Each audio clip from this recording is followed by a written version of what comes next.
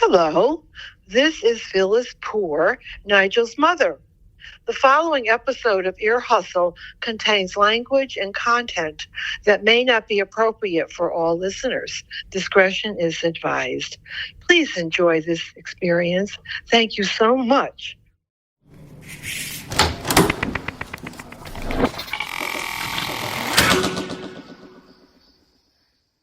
Are you excited?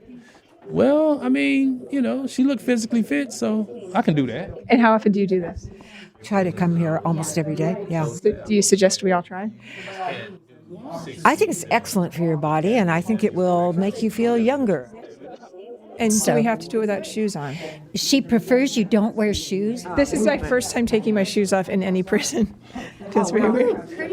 Thank you. Well, they keep the carpet pretty clean. I don't think there's any prison cooties. Oh, yeah, no, I'm not worried about the prison cooties. I've just cooties? been so trained that you don't do anything vulnerable in prison. Yes, but this room is special.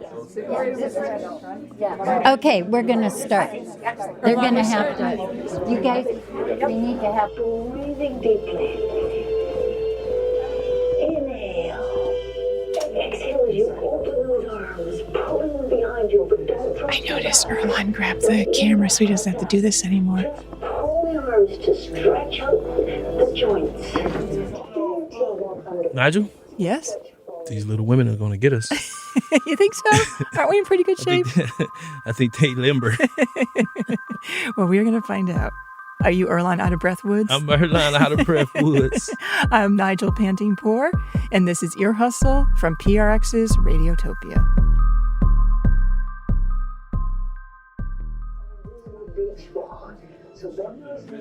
I'm just going to describe the scene a little bit. There's a big television on the wall. It's probably about 54 inches, and we're watching PBS, and there's a woman stretching, and Earlonne is really getting into it. I look like he's doing modern dance right now. Jeez, Nigel, these are not yoga pants. But he's still doing a really good job, and Bruce is even jumping in a little bit. Places we're loosening up all the joints. This was at the California Institution for Women, a prison near LA where you and I have been spending a lot of time these days, Nige. And we were in a room they call the Senior Center. But don't think about some big, fancy complex. It's basically a large, carpeted, windowless room in a structure that is kind of like a double-wide trailer. Right. Where's your rhythm? You done threw us off. No, you.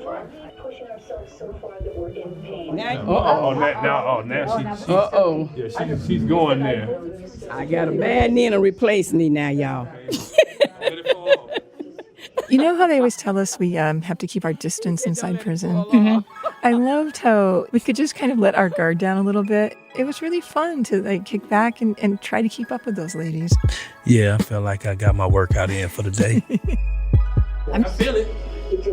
I definitely feel it. I feel stretched. I'm putting my shoes back on. Wait a minute, hold on. What you mean you putting your shoes back on, Nigel? We only 2 minutes into this. Leslie's still I going. know, she's good. Wait, are you done? Our friend Leslie is kind of the ringleader here at the Senior Center, which, come to think of it, just got a rebranding. Yes, it did. So right now we are in the She Shed, which I like better than the Senior Center, I have to say. Yeah, it's kind of fun. We'll see how it goes over. Yeah, it brings up conversation when Yeah. you say it.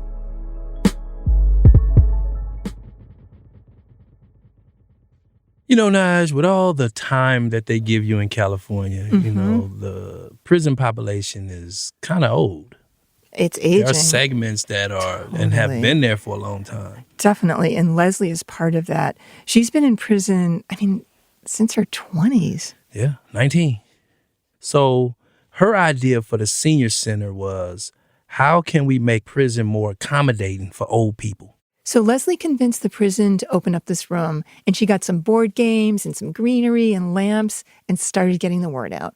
At first, I thought I would be like Julie from The Love Boat, create these programs, social director and all this. But it's been a long, slow process of getting people curious and interested. At first, there was, I think, a feeling that this was a Band-Aid on an ongoing problem of the aging population, and so they weren't going to come. Were people angry at you or resentful that you were wanting to spearhead this? I don't think that it could have been, and I missed it, But I think it was just more angry that they're still incarcerated. We can't do much about the diet, but we can stay in mental shape and physical and spiritual. This is hopefully more of a holistic thing to stay sharp and good and also being recognized, because I don't think people are aware that there's so many women over 60 incarcerated,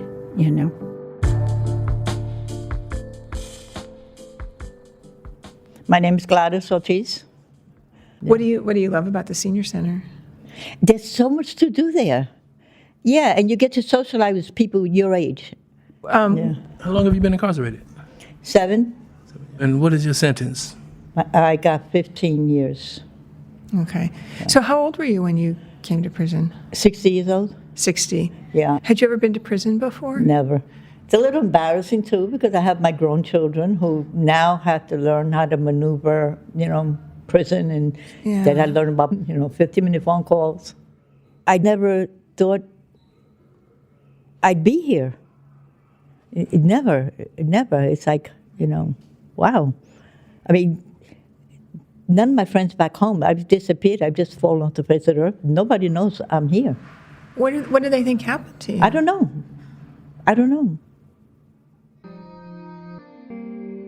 So these older women, you don't really see them when you're walking around the main part of the prison. Nah, they don't hang out like that. They probably spend a lot of their time in the cell. So it's actually cool when you get to the senior center and it's a place just for them. Yep, it's a cubby hole. You know what I'm saying? They get to go hang out. They got air conditioning, and you definitely need that in that part of California. So I think that makes it attractive. But it's open every day, and they have so many activities, like the exercising. They have different people coming in to give talks, and once a week, I think at least once a week, they show movies. Have y'all seen The Notebook? Oh, yeah. Yes. What do you think of it? I wasn't into it. Men love this movie, and women are like, really? Oh, wait a minute, did you love it? Yes, I loved it. Oh, okay, I take back what I said. I thought it was interesting and educational for people who've never had a instance to recognize Alzheimer's. Earlonne, I love this. So men see The Notebook as a romance movie, and women, at least here at the Senior Center, see it as an Alzheimer's movie. Because it's quite a distressing disease, not only for the person suffering, but for all of the family as well. So you were more drawn to it because of that, not because of the romance? Oh, no, not the romance. I'm going to have to... to see how they portray the Alzheimer's. The romance seemed a little corny. I just have to say this. I've never met so many men in my life that cried over this movie than it's in Quentin. Even this dude got all teary about it. Did I? Yeah. Oh, we need to rewatch it and think about Well, you told me you that. did. You find it very emotional. It was a cool story. It was a cool story.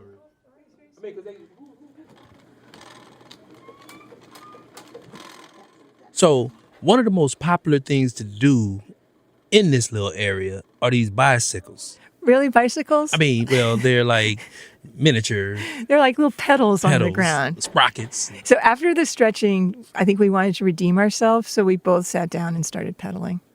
Okay, I'm Earlonne Woods. And this I'm is Nigel. Nigel, Poor. Earlonne, Yes. Yeah. and Bruce Lavelma Bird. Yes. Thank you. Pleased to meet you all. How long have you been here, Lavelma? Well, 29 years. What are you doing right now? You seen that little thing on TV where people sit in their chair and work their legs? That's what this is. It's like a bike, a little bike. And are you a senior? I'm 72. 72, okay. Yes. What is this? This is because I have arthritis in both of my hands and the bouncing. I made this little soft cushion for my hands when I'm walking with my walker. Do you remember La Velma and her walker? Yeah, so it was all decked out. She'd done all this, handiwork crocheting to make the handles softer and give it some personality. Yeah, she was cool. Do you find that, do you stay separate from the younger people? As much as possible. I'm going to be totally honest. Are they bullies or are they just have a different way? Yes. Do you think it would be a good idea to have younger people housed separately? Yes, ma'am. Yeah. And some of the old rowdy ones, too. Don't leave them out. There's a few of them, too. They're up in age. They should know better. When you stepped in here 29 years ago, how was you moving? Oh, I was out working out every day. I was running 30 laps around the track every day. I was in good shape when I came here. But now, gravity and everything else have caught up with me.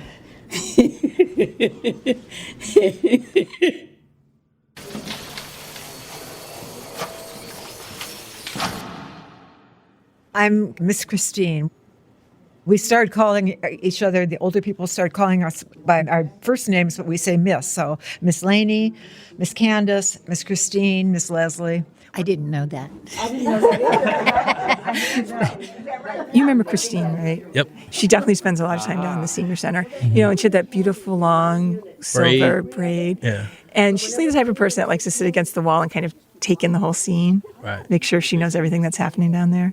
I've been here 4 years and was 3 years in Chowchilla. So I haven't been here as long as some people. Yeah. I came to prison when I was 72. Not all of us are lifelong criminals. And speaking for myself, most of my friends have been teachers and nurses and lawyers, and one is a doctor. And we are not lifelong criminals, and we'd really prefer not to be around criminal activity in prison. I know I'm a criminal. I did commit a crime when I was 71, but as a person, I am not a criminal. I've not ever led a criminal lifestyle. I was never arrested before. And many of these older people are in the same boat that I'm in. It took 71 years to commit a crime? Yes. Alcohol and a loaded gun. And 1 second. And now I'm a criminal for the rest of my life. But I'm not asking for sympathy. I know that that's what happened, and I know that I'm here. I just would prefer, while in prison, not to be around people who led a criminal lifestyle. Now, we don't normally do this, but you brought it up. Can we ask you what your crime was? Yes, I killed someone when I was drunk, and I had a loaded gun was there. I am here for first-degree murder, and not only at first degree, but also gun enhancement, which means that I'll never get out. And who did you kill? I killed a close relative. So what we really wanted to talk to you about is, what is it like, as you were saying, to come to prison at 71 when you've lived a long professional life? I believe you were... I was a retired nurse at the time, yeah. And how does someone adjust? So... It's a rude shock. It's a very rude shock. Yeah, I mean, did you ever see this in your future? No. I never thought about prison. I never considered prison. It was totally not in my world. I always thought that really, really bad, hardened people who had committed terrible crimes went to prison, obviously. Tell us, what is it like when you're 71 to walk into a prison? They gave me an upper bunk, first of all, which it was hard. It was hard because I have to get up and pee during the night. So it means you have to come down carefully, get to the bathroom, get up carefully without waking anybody up and all that, a couple times a night. It was very difficult. I was put in with people that fought in the room, had fights with each other, girlfriends, always these jealousy fights and blood, women having sex with each other in the shower or over to the side of me. And I got used to all of that. But people being up all night because they were tweaking, and they were up all night making noise, and I couldn't sleep. I moved into a room with this couple, and they liked to play the radio really loud, and it was rap music. And I asked them one day if they would turn it down, and they just turned on me like wild beasts. And they told me to get out of the room, and I got out of the room for a while.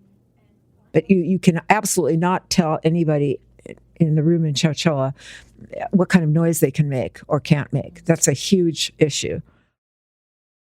I had no clout at all. I had no clout. I had nothing.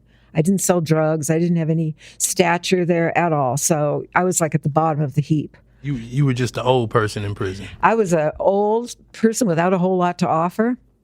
And I wasn't even an interesting old person, like, that could do drugs or something, or that had anything going for me in prison at all. I didn't have anything.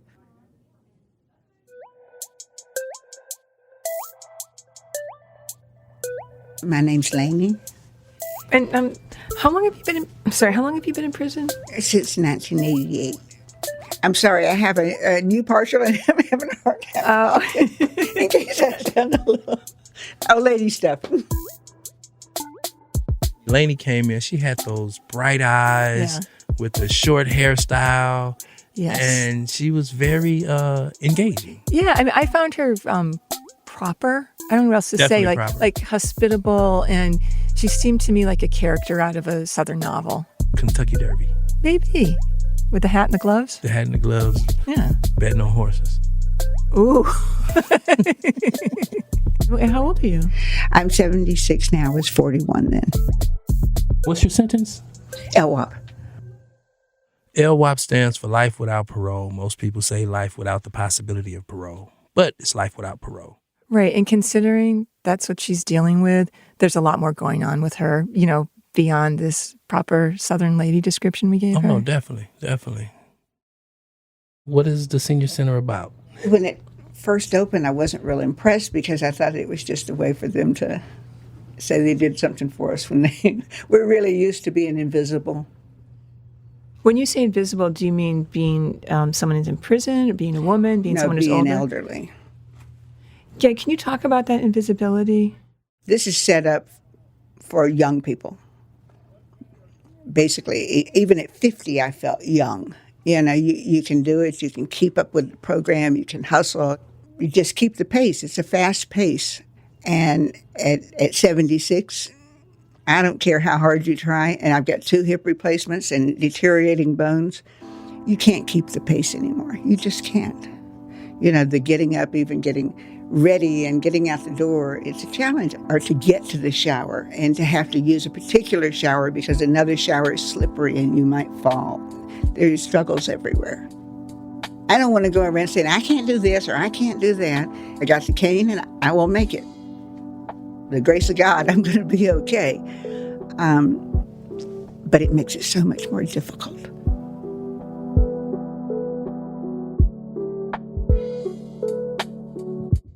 We have a lot of people here now who are over 70, 75, 80 years old, and I don't think they've ever had this kind of accumulation of elderly before. Yeah.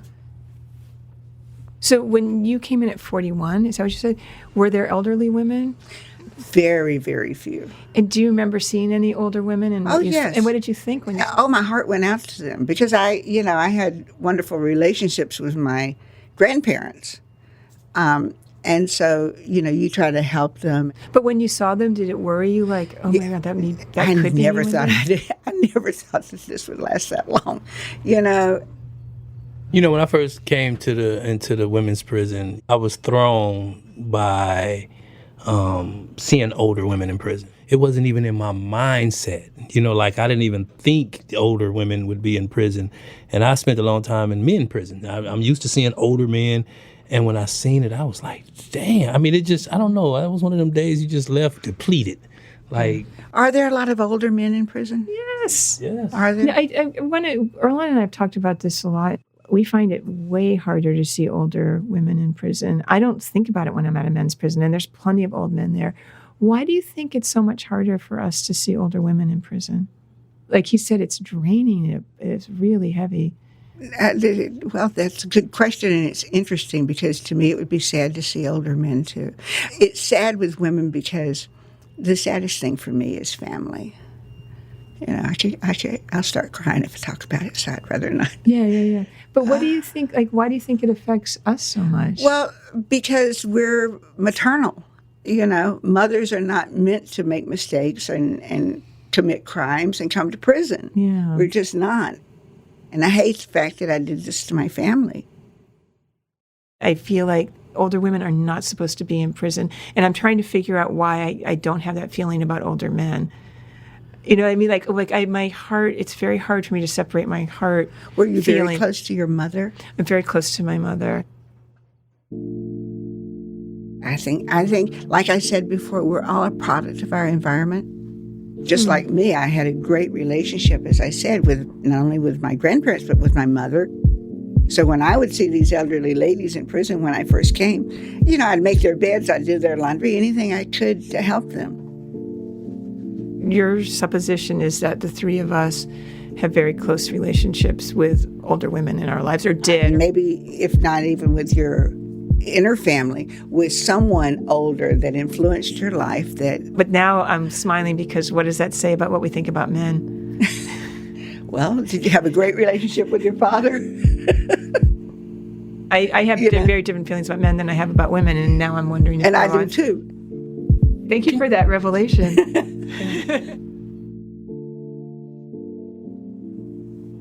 And I'm ready for the hereafter. You are? Yes. How's that? Yes. Well, I believe I'm going to heaven, I believe in heaven. I believe that I don't have a real close personal relationship with my grandchildren because my son was raised coming to prison to see Mom. He was only 6 at the time. And he has decided he doesn't want his children to know that I'm in prison. And I have to respect that. My son and I talk a couple of times a week. And I get tons and tons of pictures and videos and everything of the kids. But, we tiptoe around it. And that's, it's heartbreaking. My daughter-in-law is a school teacher, and she's wonderful. But she was trying to get him to go to a funeral one day. He, who's usually very accommodating and kind, said, "I'm not going to any funerals. I live with the death that never ends," meaning I can't take anymore. He's very emotional. And so I think, once I'm gone, and he don't have to continue living the death that never ends. My mom's gone and she can't come home. Yeah. So, it's heavy. Yeah. It's heavy. Aging in prison and not just dealing with it myself, but trying to help others to deal with it. My family, especially my child. Yeah. The heartache never ends. You accept it, but it doesn't mean that it doesn't hurt. Yeah. Yeah.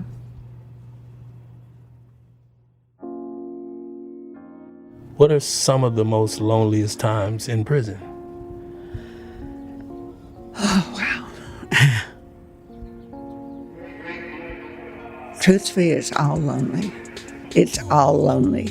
Every day. Every day. I wake up and I look at their pictures because they're all over my bed. And you just miss them. You wish just for one time I could just hug them. I saw my grandson when he was first born. They brought him. So I have seen him. But he was 5 by the time my granddaughter was born. And my granddaughter's named after me, so that's something wonderful. That says so much that they named their daughter after you. That's huge. I told you, they're wonderful. Yeah. And if my son could figure a way, he would have them here. Yeah. I think at this point it hurts him. He hasn't come to terms with it like I am. But he's 41. He's the age I was when I came to prison. And, I'm 76, so I've learned how to cope with life's disappointments.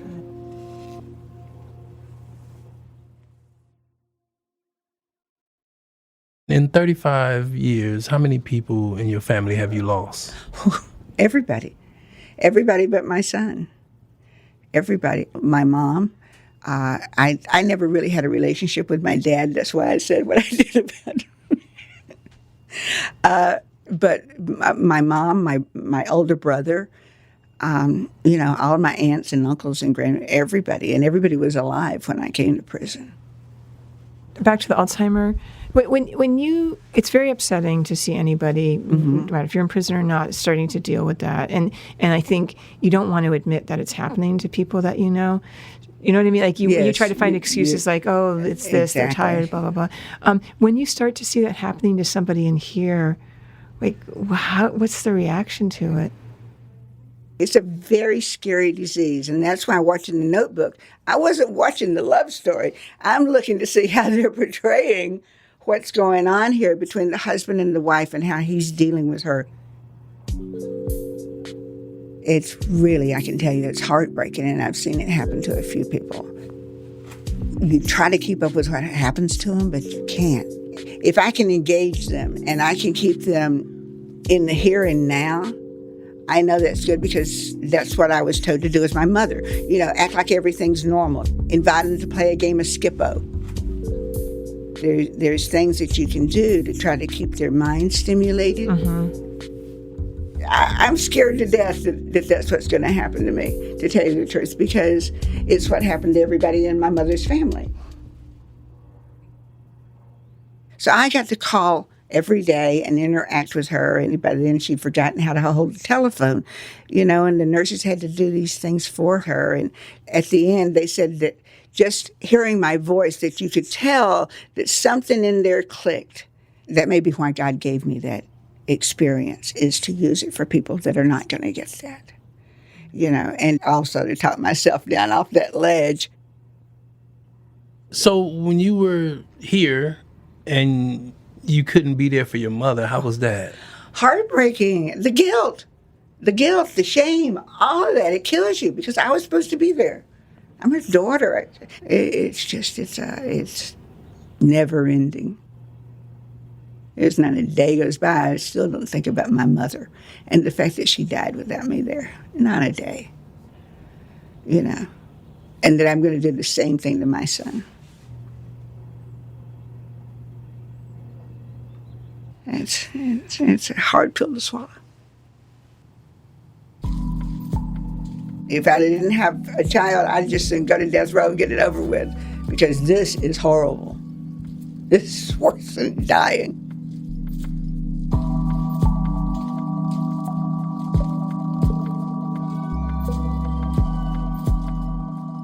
We'll be right back after the break.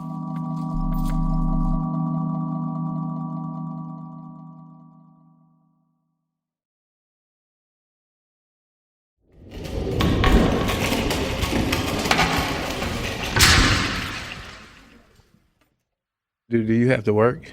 But yes, the elderly are working. Broke down in oil. So, Earlonne, at this point, you were talking with LaVelma Bird. She's the 72-year-old that has that sweet crochet work on her walker. They don't let them retire. All these young kids running around here, running amok, doing nothing, but they want these old folks to work too. Broke down. I mean, from the floor up.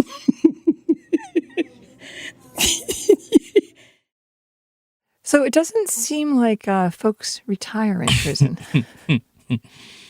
I think when you die, you retire. But if you're medically unable to do a job, they will medically unassign you, meaning you still have the work status, but you don't have to go to work. Right. But until that happens, you will be going to work every day, even at 90. Am I lying, Miss Candy? No. Look at her. She works. She works. Y'all work construction?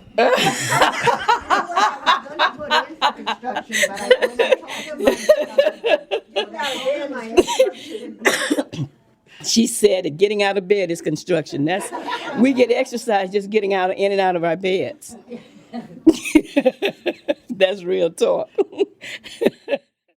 So Candy was one of the other women hanging out in the senior center that day. Yeah, Candy has this like kind of solid, I don't want to say tough presence, but like she's a straight shooter. You know what I mean? Like I feel like there's no BS with her. I'm Candice Restivo. They call me Candy or Ms. Restivo. The girls at work call me Ms. Restivo. It's a sign of respect, even though they don't respect me. But Miss Candy, how old are you? I'll be 72 in 2 months. Okay. I can't remember. How long have you been in prison? 2002. Okay. It's not a long time for It is some of these definitely a old- lot of time. That's 20 years. But I don't want to 12 think months of is it a that lot way. of time. Yeah. But I don't want to think of it that way, because if I do, then I'm get depressed, and I don't want to be depressed. So I just say, it's not that long. And laugh about it. I work all day. What is your job? I work in clothing, so I fold laundry all day. Well, what do you think about working? Are you glad that you have a job? Do you wish you didn't have to work? Well, okay. In my case, I don't have any close family that supports me. My brother gets me 2 boxes a year, which I am very grateful for. So I need to work. It takes me a whole month to buy a jar of coffee. That's what my pay is. How much is a jar of coffee nowadays? $9, almost $10. Almost So $10. it takes you a month to buy a $10 coffee. Candy is another woman at CIW who's serving a sentence of LWOP, life without parole. You have life without, and this is the first time you've been arrested? Mm-hmm. Can you say your crime? You don't have, Murder for hire. Like, what were your thoughts when you got sentenced to LWOP? Like, what emotion did that sentence bring? It crushed me. It really crushed me, because at first I wasn't paying attention to what the judge said my sentence was. I thought I had 25 to life until I read the newspaper. You left sentencing without realizing what your sentence was? Yeah. Especially, your first time at it. People that go to trial don't pay attention to the trial because you don't know the legal jargon that's being spoke around you. So,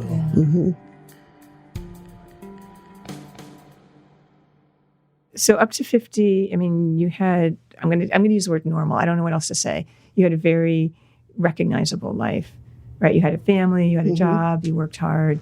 How does somebody then make that shift? Okay. My crime happened when I was 30. It was a cold case.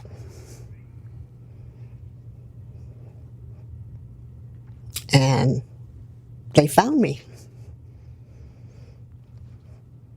Can we talk about that or not? Yeah, okay. Maybe not the case, but... No, I'm not even talking about how they found me. No, more living with that for 22 years. That was hard, because I always thought about it. It was always in the back of my mind. But I kept thinking, well, they haven't got me yet. They haven't come for me yet. How did the living like that for 20 years affect you?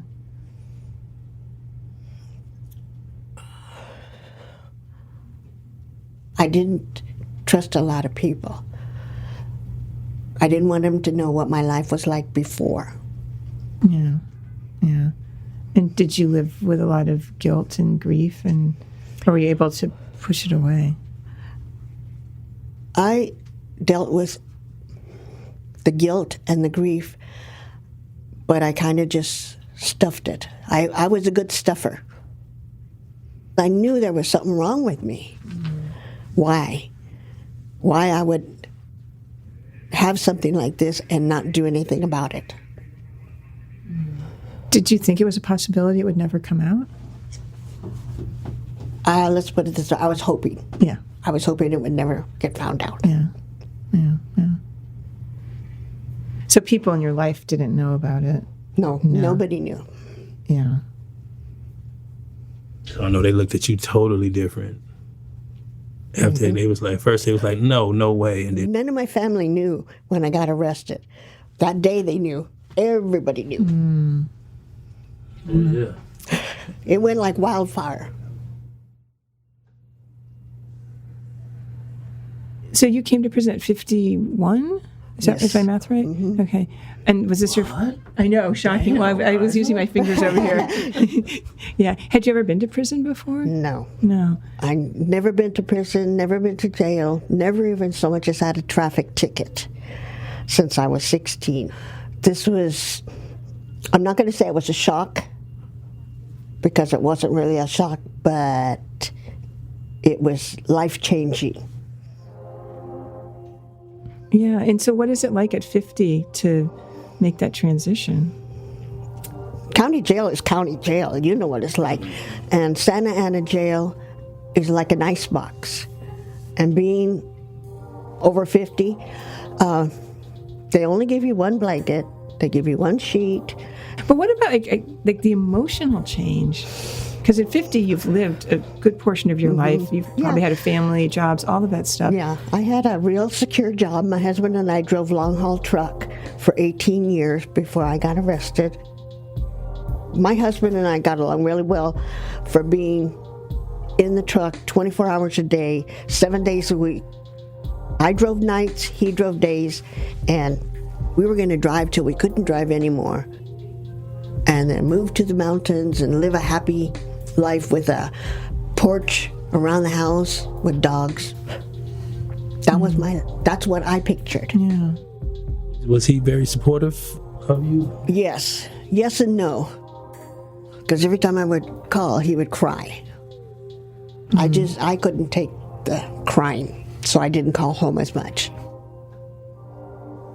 You didn't cry? I cried a lot to begin with. I cried a lot. And I thought I couldn't cry anymore, but I cried a lot. I think the first months, I was on a death wish. I'm a diabetic, so I was eating myself to death, basically. I was just, whatever sweets were on the commissary, that's what I was eating. I don't know, I guess I was about a year in. I kind of just woke up and said, no, you can't do this. So I changed my lifestyle.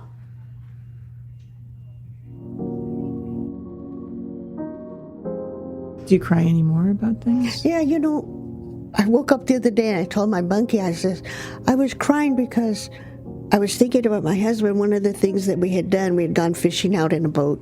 And we had gone out on a boat with friends. And I was thinking about that time and how great it was. And I woke up.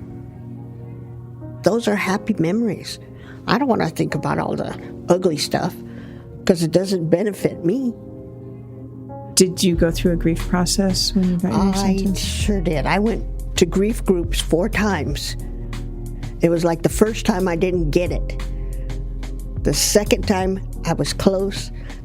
And the third and the fourth, I finally got it, because we're grieving not just the loss of our family, our freedom, just who we are in general. So does that mean like you accepted that this was going to be your life? Well, no, I just adjusted. I'm not going to say I accept it, because I don't accept what my sentence is. I still don't accept it. My family is very supportive. My brother, my cousin. I don't know about my sister because she doesn't talk to me. And my daughter stopped talking to me. She wanted to testify when I went to court. And being a mother, I said no. Maybe I should have. Maybe she would have helped me. Do you feel she's bitter about your current offense? I think she's bitter that she thought she could have helped me and I wouldn't let her. I don't know. That's second guessing. But I didn't want her to get on the stand. So. Do you feel like you've lost your daughter? No, I don't really, because she's not lost to me. She's always going to be right here. She's lost as far as the physical presence coming and visiting me and things like that. That's the only way she's lost. I write 1 letter a month and send it to whatever address I think she's still at. And if I don't get the letter back, I know she's okay. That's what you have to deal with. If I don't get the mail back, then I know she's okay. She might not be perfect like I want her to be, but she's okay. She's alive. Do you think she's happy? What do you think she does with her time? Do you think she thinks about you? I pray that she thinks about me, and I hope Mostly I just write, I want to know if she's okay. It's funny, the letters I send, because I'll send a letter with an envelope, with a stamp, with my address, so that she could get back to me. Yes, no. And I used to send like a little questionnaire. I'm okay? Yes, no. That kind of thing. The baby's okay? Well, her baby isn't a baby anymore. He's almost 20. But how's the baby? Yes, no, that kind of thing. And see if she would send that. So at least she didn't have to write anything. She could just check. But I never got any of them back. So I guess I have to be patient, because patience pays off in the long run. You seem like a very practical person, too. So I hope you won't mind me asking this question. How do you think about possibly dying in prison? I don't want to think about it, but if it happens, it happens. I'm going to go to heaven either way, whether I'm here or out there. That's where my head lies.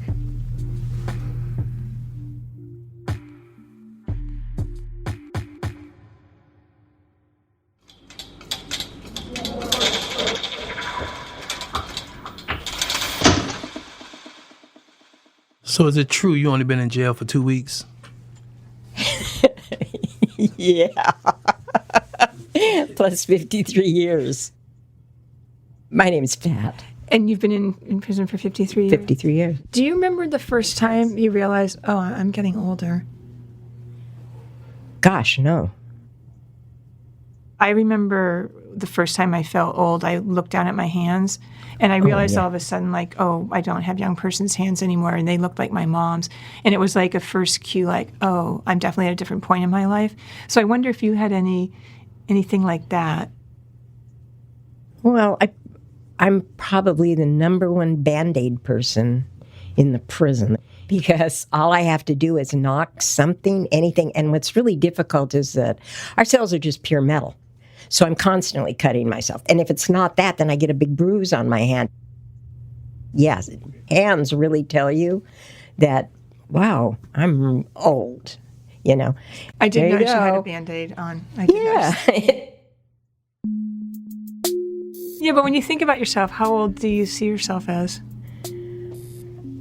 I don't think I really do. I think that's really the interesting part about aging, is that as long as you have your brain, you can remember when. It's just your body won't go with you. It's like, hey, get up and dance. But it's a little more difficult for me to get up and dance at 75 and do what I did at 20. When I see young people, I feel I'm the same age as whatever they are. It's just because I'm not looking in a mirror and saying, oh my God, what happened to you? When you discovered that you had to set limitations, did it make you feel sad? Did it make you feel empowered that you could say, these are my limitations? Like, what was like the psychology? It's hard at first. Are you kidding? I mean, I've always been a really active person. So, I mean, when I realize, maybe jogging isn't my thing anymore, I have to look at it and go, I want to stay as healthy as I can. I don't want to fall and break things. I'm breakable. It's really lousy to think about, but I'm breakable. That's what aging is. You hear everybody sitting around talking about, and my arms and my back. Oh, yeah. And you used to think, I'll never be me. Now we sit around and talk about, my aching back. It is what we do, because it's a part of our life so much that you can't help bring it up when you're talking to someone and say, heck, I hurt. So on the outside, as you get older, you start to feel like you become invisible. People don't notice it. Does that happen in prison too? Oh, for sure. Can you talk about that? People, they just pass you by. Like, the young people don't want to include you because they think somehow you won't understand. I'm in here 57 years. Believe me, I know it all. Been there, done that. And you're not offending me. Whatever you're saying, whatever words whatever, your lifestyle, whatever. Been there, done that. I may be old. I may look to you that I'm old. But what I've lived is no different than you. Yeah. I notice that, people don't notice you in a line, or you don't get, it's different in prison, but you don't get the service you used to get. You just start to somehow become smaller and smaller. Do you think that, or? I hear it from a lot of aging people who are older. Yeah, I don't think they figure you can contribute anymore, or that you'll understand it. I get it all the time with these young people. They'll cuss or something and say, "Oh, I'm sorry." I'm like, but I think the other side of it, Pat, which is the harder, is that people are afraid of aging and they're afraid of dying. I think they don't want to see it because whether you're young or old, if you're different, if I look really feeble, it scares them. It scares them. So you've been in prison 50 years. As the decades have gone on, do you feel more connected to this community and fulfilled, or do you feel as you get older less connected and more lonely? Less connected, I think, at times. Now, definitely less connected. It depends on what's starting to happen. It's like with the senior center, I'm talking with people now and we're getting together because we are kind of, we're outcasts amongst the youth. But at the same time, I don't know. It's learning to put myself out a little, where before I didn't because I was part of. Now it's kind of pushing myself out to say, don't just isolate. That's so easy to me. I have no problem whatsoever being with me. I really don't. I'm perfectly comfortable with me. A good book, I do handwork, I'm perfectly happy. But then I tell myself, don't do that. We are social animals. I know that. And you don't want to completely just isolate ever. I was talking about that with somebody the other day. I said, get your butt up and do something. Yeah. I'm sure you have young people in your life. So know what they're interested in. You aren't going to know it if you never come out of your cell and talk to some of these people. Because as crazy as they may seem to you, this is what the world is. You have to become engaged with them. They know things that I don't. Yeah. It's interesting. All the things that you're saying about what you need to do in here are the same things that people on the outside, as you get older, need to do. Yeah. And I'm always fascinated by the similarities between life inside prison and life outside. So what you're describing is, I think, what, older people have to do everywhere. One thing that I just hope for myself is that I die with all my memories. All the good, all the bad. I want to have them to the end. I want to remember who I was and am. I just find Alzheimer's and that just as cruel beyond belief. That would be my biggest fear. The rest of the stuff that may come at me, sure, it's going to, something eventually will take me down. But I don't want it to be that I have no idea who I was or what I was. All the hurt, the pain I have given, all the things I've learned about myself, all the friends, family, every little tiny memory. I want that to come with me to the very bitter end. Because that's who I am.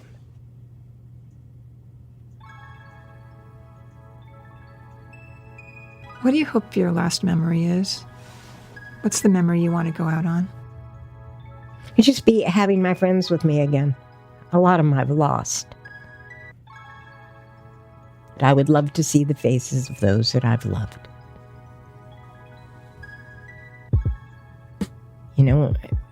If I think about getting out, I think about contacting the friends that I have and seeing them again. And, just seeing the world, going for a swim is my number one.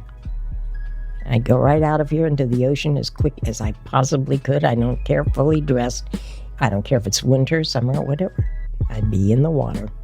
It's a trip because I think that's on the top list of everybody. Ocean, beach. Yeah. Is the first place people that get out want to go. That would be the best thing for like a brand new start, because the ocean really is our womb. And the sound, it's like a heartbeat. Almost all the people that I've loved that are dead are there. Their ashes have been thrown. Almost everybody I know is getting cremated. I'm going to get cremated. And to the ocean they go. And so I figure, I'm swooning with my buds. I was just evolution. thinking about it, that it also is very womb-like. It is. It is the womb. It's ours. We're made out of water. We're water babies. A friend of mine, they contacted a mortuary that cremates, and not only that, drops you into the ocean. I don't care if it's a pinch. Just give me a pinch, because I had an awful lot of friends in there. Does it matter what ocean?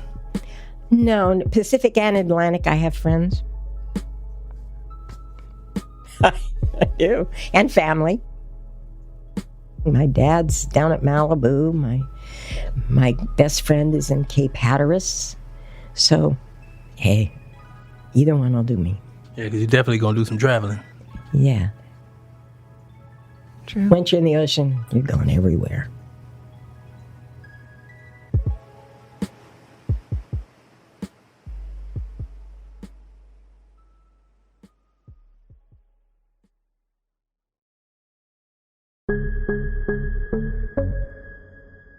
My name is Pat, and right now I'm sitting in the Senior Center. Ear Hustle is produced by Nigel Poor, Earlonne Woods, Amy Standen, Bruce Wallace, and Rasan New York Thomas. Shumnum Sigmund is our managing producer. Our producing team inside San Quentin includes Steve Brooks, Darrell Sadiq Davis, Tony de Trinidad, and Tam Nguyen. Our inside managing producer is Tony Tafoya.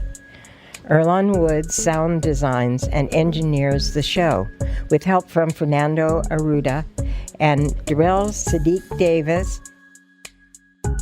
This episode was made possible by the Just Trust, working to amplify the voices, vision, and power of communities that are transforming the justice system.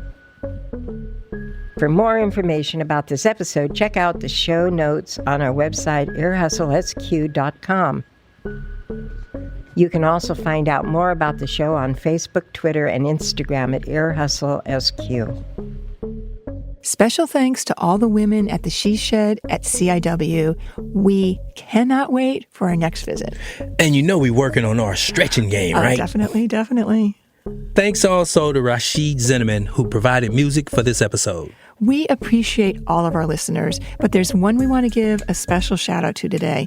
That's Tamara in Victoria, Canada. Tamara's our ride or die. She's been following our journey since the early days.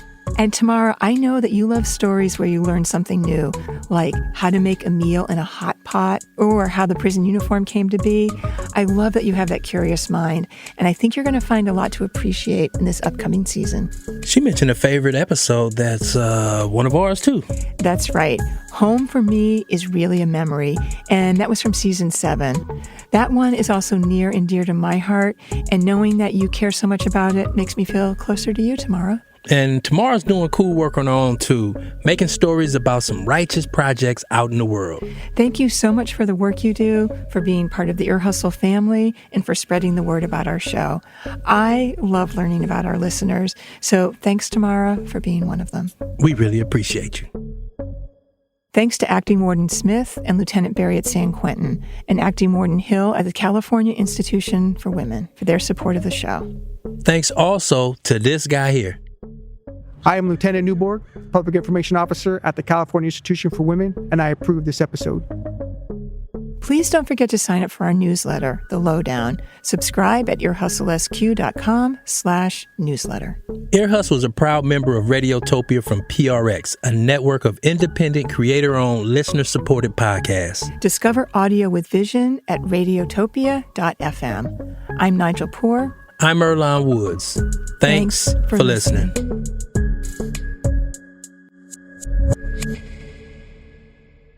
You'll never find you'll never find a love like mine. Someone to love you just the way you are. I'm over here, Lou Ross in it. Oh, okay. All right, you have a good one. Radiotopia. From